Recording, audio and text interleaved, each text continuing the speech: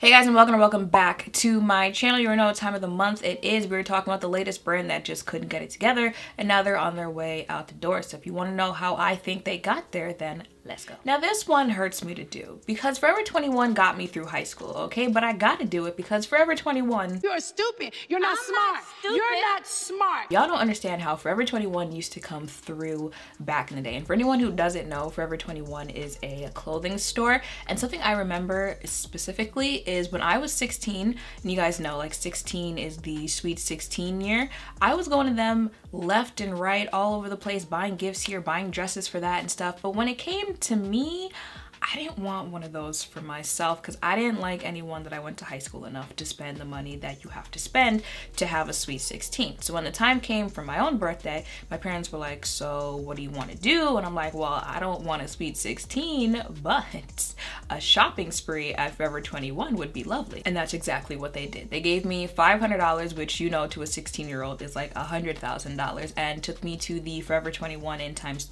Square, right? That's where the big Forever 21 is. Yeah, Times Square in New York. And I was just walking through the store like I was that girl, okay? Clothes on the wrist, bags on the elbows.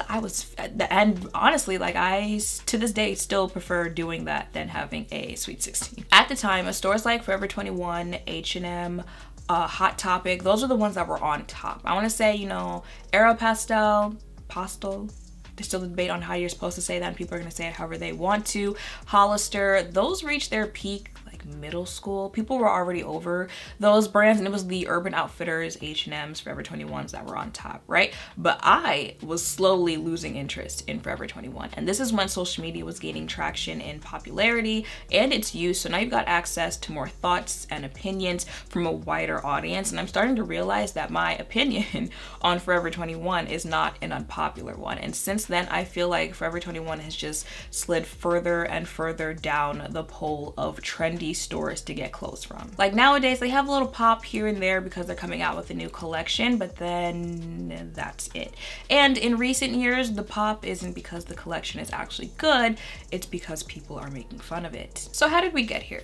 What has caused the downfall of Forever 21? Let's start here. Do you know what the target audience of Forever 21 is? Because at this point, I don't think Forever 21 knows what their target audience is. Now, I would guess and say it's around the same place as their competitors like Victoria's Secret, Hollister, H&M, and say somewhere between 21, 25, somewhere around there. Now, we discussed this in the Victoria's Secret video, how some of these brands don't know their target audience either, because even though their target audience in their minds, you know, on the business plan is in their 20s, they advertise and attract teens, sometimes even tweens. Now, one common thing you hear about Forever 21 is that the quality in clothing has gone down in recent years, but you can almost bet that if a conversation is being had on why Forever 21 is not as popular anymore, people are going to mention the decline in the creativity of the clothes that they put out. Picture this: you walk into Forever 21, you see a super cute jacket, you pick it up,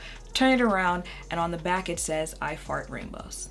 You know what? Let me not give them any ideas. But you could just see less and less thought was being put into what they released, and they were going the more cutesy, trendy, almost shock value route. And with clothing, yeah, everyone's got their eye-catching, cutesy, little jokey, haha, graphic tees, but you really want clothes that you can wear more than once, you can pair with other things, you can just get the best bang for your buck. And it's like, there's only so many ways and so many places I can wear a salad pattern dress. Like, what am I supposed to do with it after after everyone sees and everyone goes, aha, funny, cutesy? Like, how many times am I going to make the same joke with my outfit? Now, remember I said they have these little pop moments where people are talking about their collections, but not for good things? They come out with these bizarre collections, like the post office. Yes, they collabed with USPS, a 7-Eleven collection. Yes, the convenience store. And it's like, okay, you know, every now and then brands, they do get us, they do get our coins by coming out with these little quirky collections that we buy just because it's quirky, like a little haha moment. But then it's like, can you come up with something else? Anything else? Another thing hurting Forever 21 is their lack of a social media presence. A lot of the stores a lot of us were familiar with growing up just don't want to adapt to current times, and it's showing that it's hurting them. Think about it. A lot of us had a love for Forever 21 during our middle school, high school, and college days, right? All three of those have that common back to school period where we all go out, buy new clothes so we can reinvent ourselves and then stunt on the first day, right?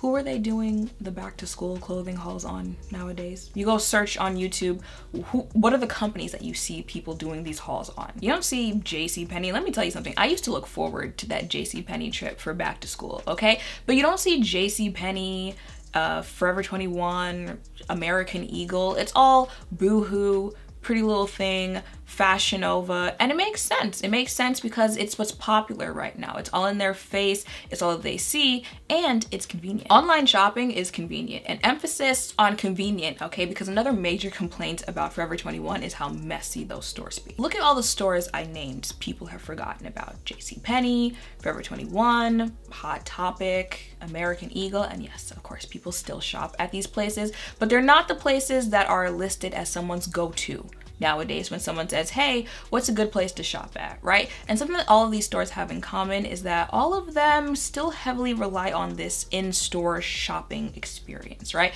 More so about going in-store to shop than shopping online, or, you know, putting a lot of money into their online presence, online advertising. And I'm not just talking about like using influencers to promote their stuff, but because there are plenty of brands who still have an online presence without heavily relying on influencers, but just into their Instagram account, into anything that lets people know, like, yeah, we're online too. You can shop us online. You don't just have to shop in store. A lot of them, it's still very much so making sure the store is cute, making sure, you know, people are going in store to shop. Putting aside how COVID has just killed in-store shopping, even before that, if you were a store that was going to rely on in-store shopping over online, you needed to be top-notch, okay? Because online shopping is just the way to go for a lot of people, especially the age range that these stores are targeting. It's easier. You can do it from home. You don't have to interact with people.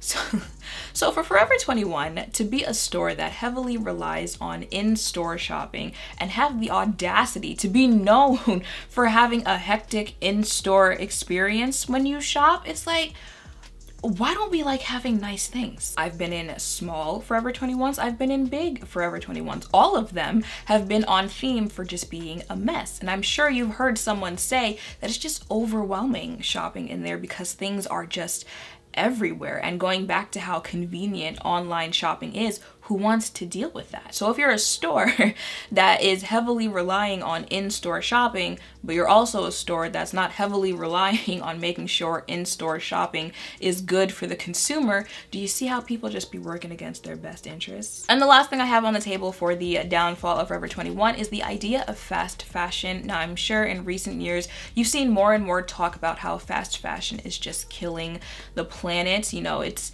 the idea that you're buying more clothes than you need, or you're buying clothes that don't have the best quality, so that leads you to buy clothes more often. It's just not good for the environment. So people have been shopping more thrift stores, you know, secondhand stuff. They've been going to stores that have more quality so it'll last them longer. And like, this is just tying everything that I've been saying about Forever 21 into one, because they're going to places where the clothes have better quality. The clothes are more creative, so you can wear them in more ways and wear them more often, more places, stuff like that, right?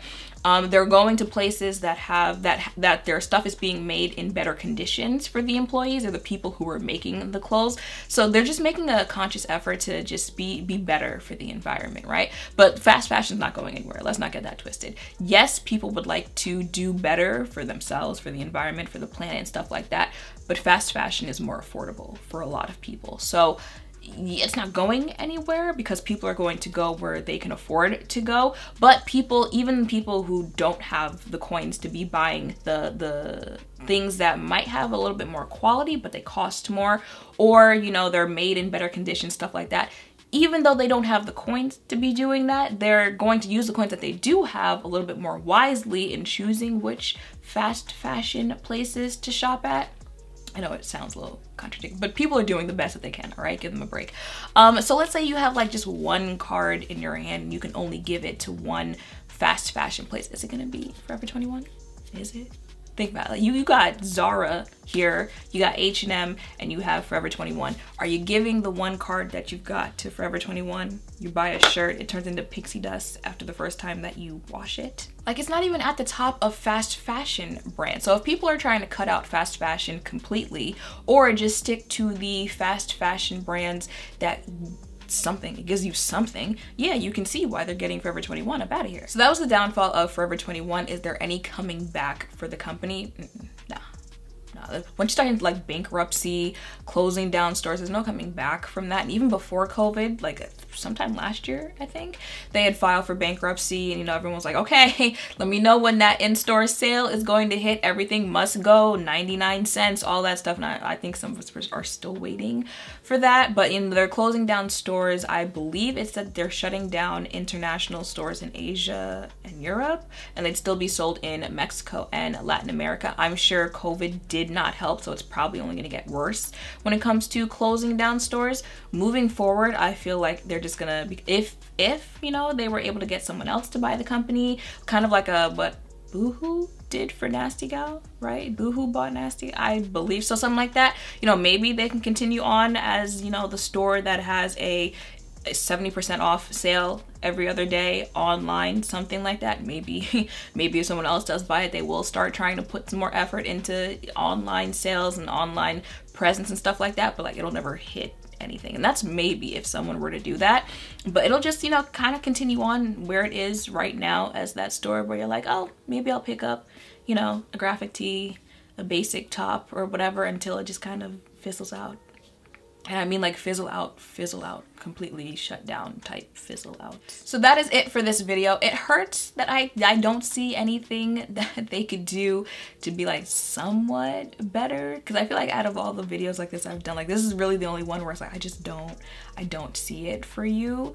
You know, maybe throw your money into TikTok, you know, tell the little TikTokers while they're doing the little dance moves, throw on some Forever 21 while they're doing it, you know, get that younger crowd into you.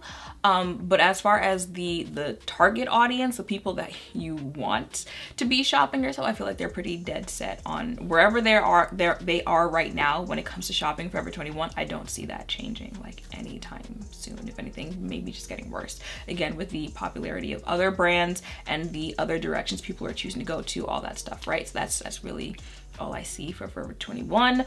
But let me know down below some other things that you think are the downfall of Forever 21, if you still shop there, if you want them to make a comeback, if you don't want them to make a comeback. Let me know all of that in the comments down below. Make sure to thumbs up, comment, subscribe, turn notification bells, all of that down below. Thank you all for watching. I will see you in the next one.